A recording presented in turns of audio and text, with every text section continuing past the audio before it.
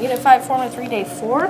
This is multiplying radicals. Now this is where we're going to get into the distributive property. So this is going to have some multiplication and addition into it. So remember, you can always multiply radicals, but adding, they have to be like radicals. Okay. So we have the square root of 5, and we're going to distribute that to the square root of 10 and 2 square root of 3. Okay. So the 5 and the 10 are both inside your square root, so we're going to multiply those, and we get square root of 50. Okay. Now we're going to take square root of 5 times 2 square root of 3. So remember there's a 1 there, so it's like 2 times 1 is 2, and then the 5 times the 3 is 15. Okay. All right, now we can't leave it like that because 50 is not simplified, so we need to simplify 50. Okay, and that's going to be 25 and 2, and then that's 5 and 5. Okay, so we have a pair of 5s, so I'm going to bring 1 out, okay, and then nothing with the 2, so that's going to stay, plus, now 15, nothing will go into 15 that I can pair up. It's a 3 and a 5, okay, so that's going to stay, okay, and I cannot add them because they are not like radicals. One has a 2 and one has a 15. I can't add them, so this is going to be my answer. Okay. Let's look at another one. Alright, this one is distributive. We're going to have to do it twice. Okay, so I'm going to take 3 square root of 6 times 3 square root of 6. So the 3's are outside, so 3 times 3 is 9. And then square root of 6 times square root of 6 is 36. Now I'm going to take 3 square root of 6 times square root of 11. So remember that's a negative 1. So 3 times negative 1 is negative 3. And the square root of 6 times the square root of 11 is the square root of 66. Now that takes care of that one. So now I'm going to take square root of 11 times 3 square root of 6. Remember there's a 1 there. So 1 times 3 is 3.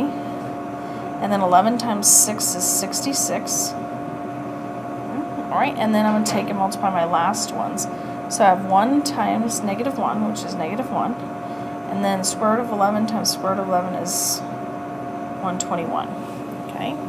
Now, first look to see if there's anything in common. And if you look, these both have square root of 66. So negative 3 plus 3, okay, will cancel. So those are gone. Okay. Now I have 9 times the square root of 36. So I need to break down. 36 is going to be 6 and 6. Now again, I don't need to break the 6's down anymore because it's a pair. So I have a pair of 6's, so I'm going to bring 1 out. And it gets multiplied by what's already there. So 6 times 9 is 54.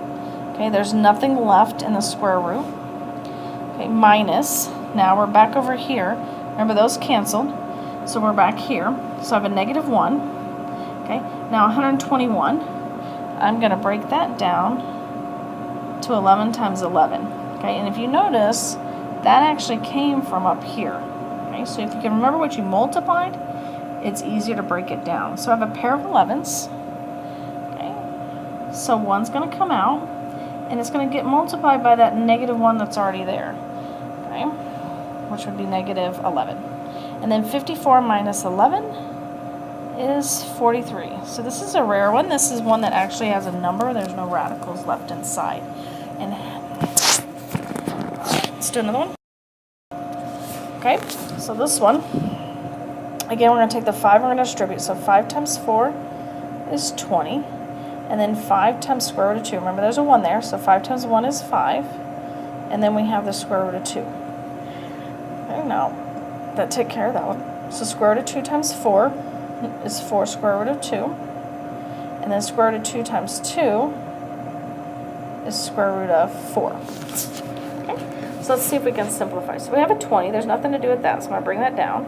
Now these have like radicals, so 5 times 4 is 9 square root of 2. Okay. Now if you can look, 4 is 2 times 2. So I have a pair of 2's, so I'm going to bring 1, 2 out. Okay, now I still have some like terms. I have 20 plus 2, which is 22. Now there's nothing that'll combine with this because there's no other radicals. So my answer is 22 plus 9 square root of 2. All right, last one. We have square root of 7 minus 5, that's quantity squared. So first of all, remember this means that we have two of these. So we have square root of 7 minus 5 times the square root of 7 minus 5. Right, distribute. Square root of 7 times square root of 7 is square root of 49. Square root of 7 times a negative 5. Now remember there's a 1 there, so 1 times negative 5 is negative 5. Square root of 7. Okay, we'll take care of that. So negative 5 times square root of 7 is negative 5 square root of 7. And then negative 5 times negative 5 is a positive 25. Okay. So square root of 49, that is 7 times 7. So I have a pair of 7s. So that just goes to a 7. Okay, now these are like square roots. So negative 5 minus 5 is negative 10. Remember, square roots don't change. This is 7, sorry. Plus 25, okay? But 7 plus 25, I can add those. So 7 plus 25 is 32. So we have 32 minus 10 square root of 7. That's your answer.